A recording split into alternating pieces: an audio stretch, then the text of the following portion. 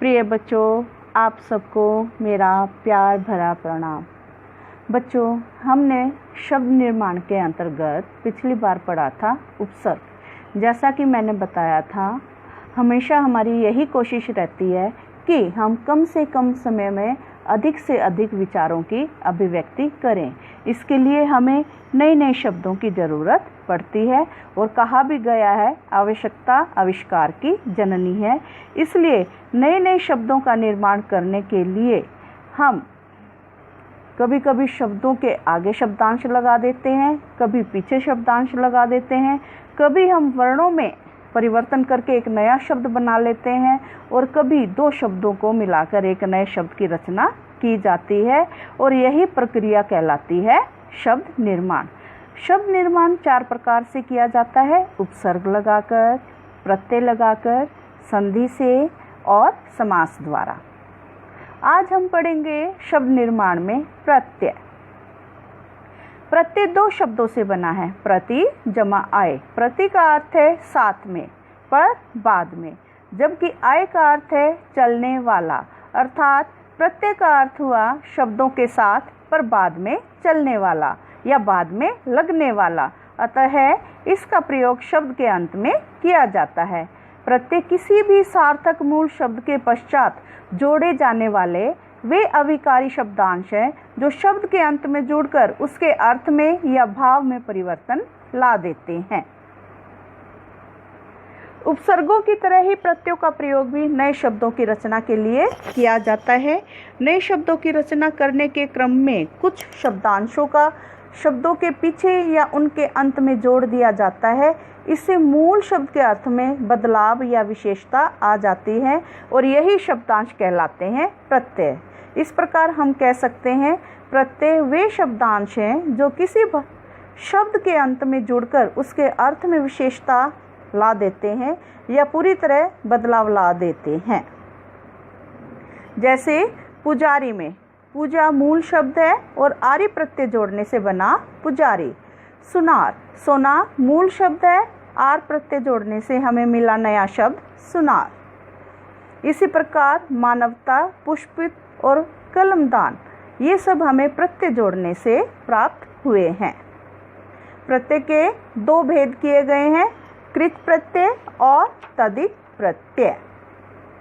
कृत प्रत्यय, जो प्रत्यय क्रिया के मूल रूप अर्थात उनकी धातु के अंत में लगकर संज्ञा सर्वनाम शब्दों की रचना करते हैं, उन्हें कृत प्रत्यय कहते हैं। कृत का अर्थ होता है करना, किया हुआ, अर्थात क्रिया जो करने का बोध कराए। धातु, क्रिया के मूल रूप को धातु कहते हैं, अर्थात वास्तविक रूप जिसमें हम कोई परिवर्तन नहीं कर सकते। कृत प्रत्यय का दूसरा नाम कृदंत प्रत्यय भी है, क्योंकि ये क्रिया धातु के अंत में लगते हैं, इसलिए इन्हें कृदंत प्रत्यय भी कहा जाता है। हिंदी की क्रियाओं को सामान्य रूप के अंत में पाए जाने वाले यदि प्रत्ययों को हटा दिया जाए तो जो रूप बचता है वही क्रिया का मूल रूप धातु कहलाता है। जैसे पढ़ाकू, लुटेरा और रखवाला में पढ़ाकू में से आकू हटा दिया जाए तो हमें पढ़ मिलेगा, लुटेरा में से एरा हटा दिया जाए तो हमें लूट प्राप्त होगा और रखवाला में से वाला हटा दिया जाए तो हमें क्रिया का मूल रूप रख प्राप्त होगा। और यही पढ़, लूट, रख क्रिया के मूल रूप हैं जिन्हें धातु कहते हैं।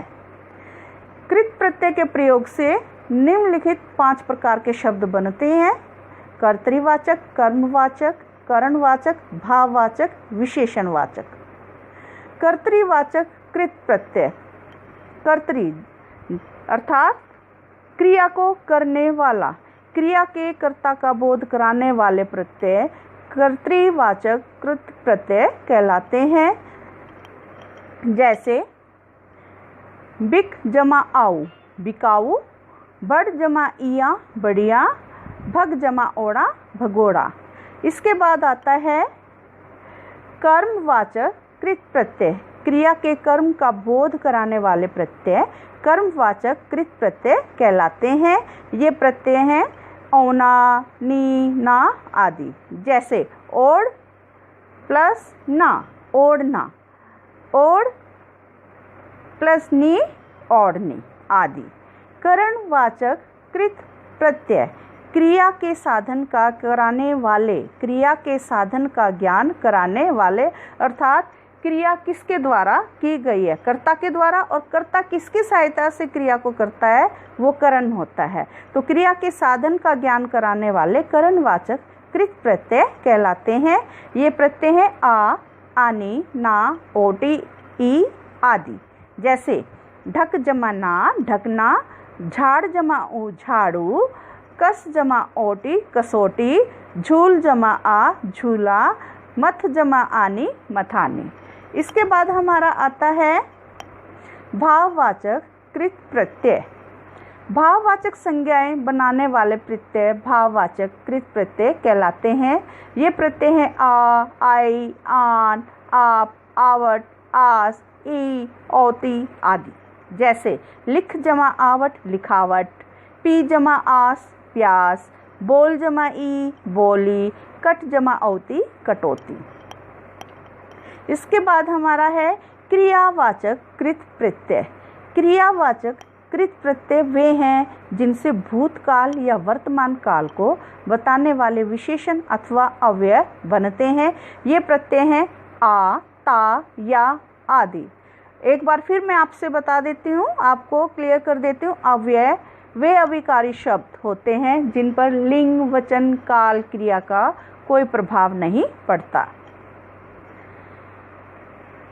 मूल धातु में यदि ता प्रत्यय लगाकर उसके बाद हुआ लगा दिया जाए तो वर्तमान काल का विशेषण बन जाता है। जैसे आना में ता प्रत्यय लगा दिया जाए तो वह आता, और उसमें हुआ जोड़ दिया जाए तो विशेषण बन जाएगा। आता हुआ विशेषण बन गया है। यदि क्रिया के अंत में आ और ए कर दिया जाए तो वह अव्यय बन जाता है। जैसे खेलते खेलते रो पड़ा, वह खेलते खेलते रो पड़ा, अर्थात यहाँ पे जो खेलते खेलते शब्द है वो अव्यय बन गया है। जैसे चल जमा आ, चला, बोल जमा ता, बोलता, सो जमा या, सोया, हंस जमा ते, हंसते। प्रिय बच्चों, ये थे हमारे कृत प्रत्यय। अगली वीडियो में आपको तदित प्रत्यय समझाऊंगी।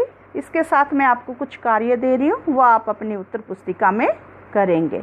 घर पर रहें, सुरक्षित